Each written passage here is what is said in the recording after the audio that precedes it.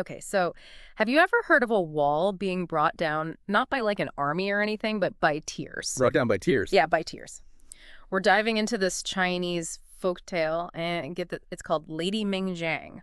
And that's not just some kind of metaphor, it's like the whole point of the story. It is fascinating. Yeah. Lady Meng Jiang is fascinating because it really takes you beyond a simple story. It's more like a window, I think, into Chinese culture. I like that. A window. Yeah, all the history and the values, even just like the sheer force of human emotion. It's all there kind of woven together. Yeah, and we have this article and it's titled Chinese Folktale, Lady Meng Jiang. Pretty straightforward, right? Yeah. But our deep dive is anything but straightforward.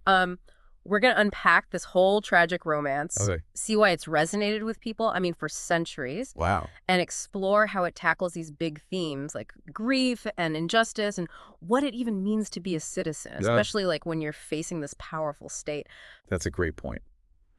To really grasp the story's impact, I think we need to kind of step back for a second and understand the setting, Okay. the Great Wall of China. Obviously. Now, the wall that we see today Right. is mostly from the Ming Dynasty. Okay. So that's much later than when our story takes place. Gotcha. But even back then, any version of the wall, it would have been this symbol of defense, Sure. but also imperial might. Oh, yeah. I mean, it makes you think about what all those stones could tell us, right? Exactly. All those stories, All the history. the sweat, the sheer human effort.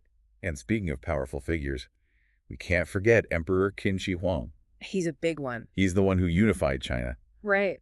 but he was known for being ruthless. Yeah. It's no surprise he often pops up as the villain in Chinese stories. He does have that villain vibe. He does. Yeah. And that really sets the stage for the conflict at the heart of Lady Meng Jiang. Yeah. So picture this. Your newly married life is good. Yeah. And bam, your husband is taken away to work on this massive wall. I mean, that's the reality Lady Meng Jiang faces. I can't even imagine that feeling of helplessness. And it's more than just the separation, right? It's Yeah. the fear, the not knowing, Mm-hmm. that complete lack of control over the situation. It must have been just agonizing. Agonizing. And then, She has this nightmare. oh no. This vivid dream where she sees her husband and he's freezing and calling out to her. Talk about foreshadowing. Oh, yeah. It gives me chills just thinking about it. I think that part of the story is so powerful because it taps into something we can all relate to. Yeah. That gut feeling, you know, that deep connection between loved ones. Right. That goes beyond physical distance. Yeah, we've all felt that worry for someone we care about. Exactly. Totally. And so, driven by this premonition, Lady Meng Jiang sets off on this incredibly dangerous journey Wow. to find her husband. Oh, wow. She's carrying all these warm clothes for him, just determined to help. But when she finally reaches the wall, she discovers the worst.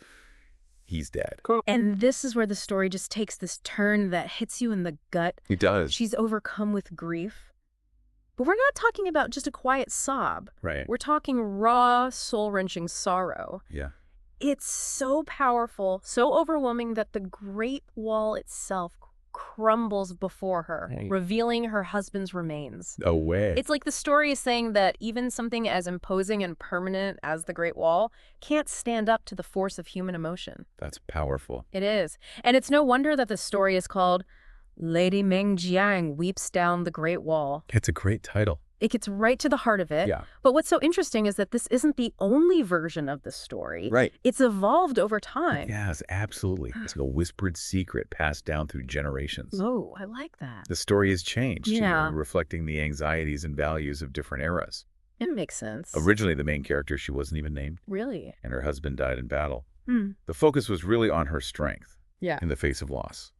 Then later versions, they introduced the city collapsing from her cries, Oh, wow. bringing in this like supernatural element. Yeah, it's like watching the story grow alongside society itself, Ah. becoming a reflection of what people feared and what they valued most. Yeah, I like that. Me too. And it's during the Tang Dynasty that the version we know today, it really takes shape. She's given the name Meng Jiang, and the story, it shifts to highlight the injustice, inflicted upon ordinary people by the state. Yeah, it's like the story becomes this voice for the voiceless, Exactly. giving a face to the anxieties that people were living with under these powerful rulers. That resonates even today, right? I mean, haven't we all felt powerless against authority at some point? Absolutely. That feeling of being trapped.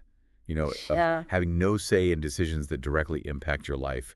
It's a fear that transcends time and place. totally. And Lady Meng Jiang gives that fear a tangible form. This massive wall that represents the state's power, the sacrifices demanded of citizens, and ultimately the emotional barriers that grief can break down. So we've got this incredibly powerful central story and then all these variations swirling around it. Yeah. It's like each version adds a new brushstroke to this portrait of Chinese culture. Yeah. Some versions even get into the couple's backstory, right? Yes. Some tell of a romantic, almost forbidden beginning. The husband's fleeing conscription, hiding in her family's garden. Oh, wow. And that's how they meet. Okay. Others focus on Lady Meng Jiang's unique birth, saying she emerged from a gourd. And her beauty was so renowned, it caught the eye of Emperor Qin himself. Hold on, the emperor, Yeah, the same one known for his ruthlessness, that adds a whole new layer of complexity. exactly.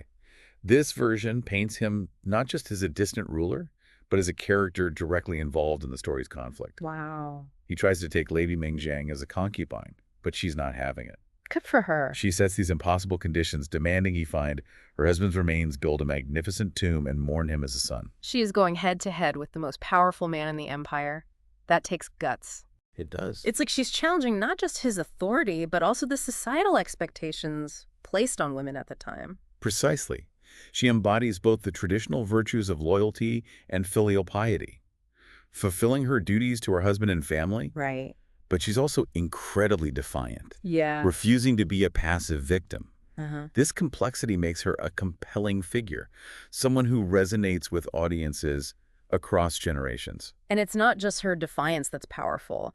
There's also that detail about her using her own blood to identify her husband's remains. Oh, yeah. It's such a visceral image, It is. connecting to ancient beliefs about blood calling upon the soul. Yeah, it speaks to the depth of her love, her willingness to give a part of herself to find him. Right. And this detail adds another layer to the story's exploration of the human condition. It's not just about grief, but about love that defies death, about the rituals we create to connect with those we've lost. So we've got this tale that's evolved over time, reflecting shifting anxieties and values. And it features this incredible female protagonist who embodies both traditional virtues and a rebellious spirit.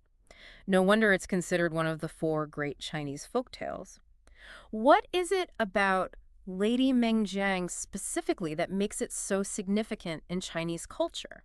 I think it's not just the captivating narrative, Sure. but what it says about the values at the heart of Chinese society. Imagine this, a woman, a commoner, standing up to an emperor, the embodiment of absolute power.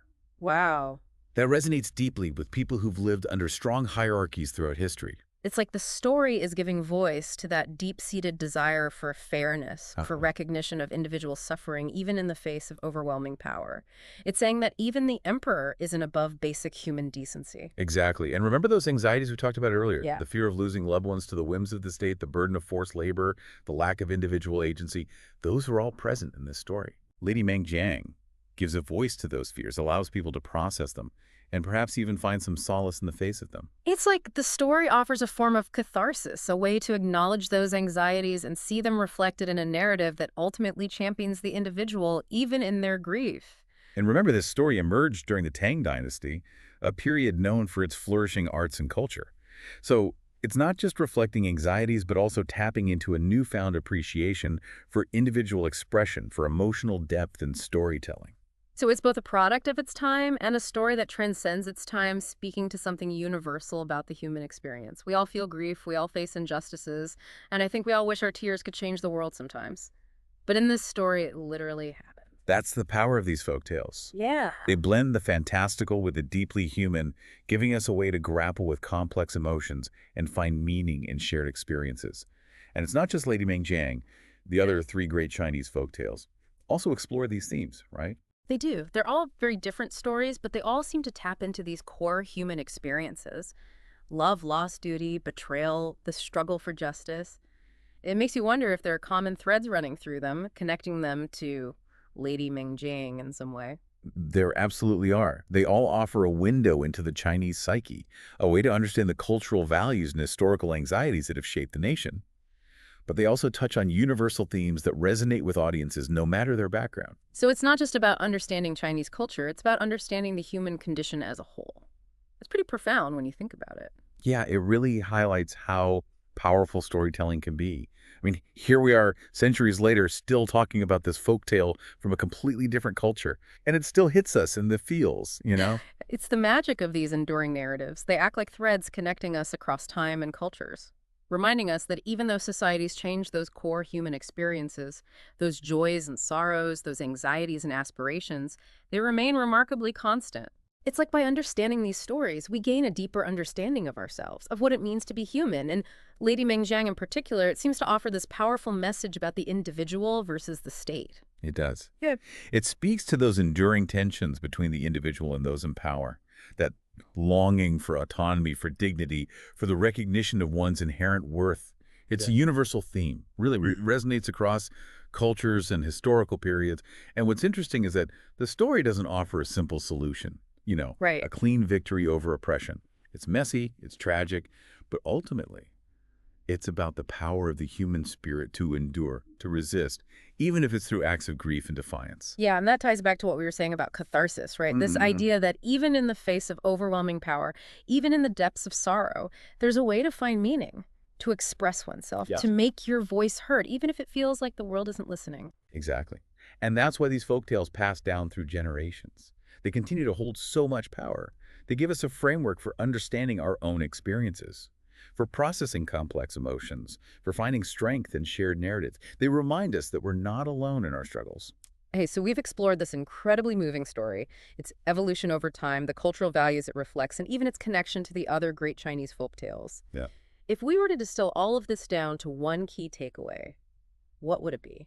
I think the key takeaway is that Lady Meng Jiang is much more than just a tragic love story or a fantastical tale. It's a window into the Chinese soul, a reflection of the anxieties and aspirations that have shaped a culture, and a powerful testament to the enduring strength of the human spirit.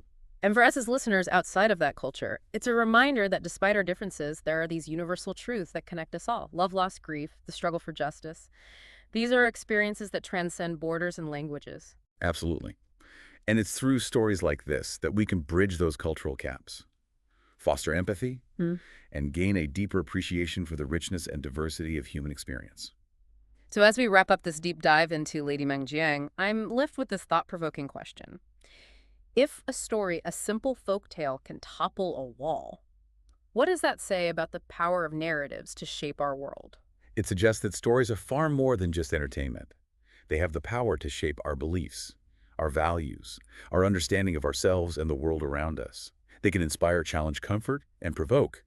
And in doing so, they have the power to break down barriers, build bridges, and ultimately transform the way we see the world. That's something for all of you to ponder.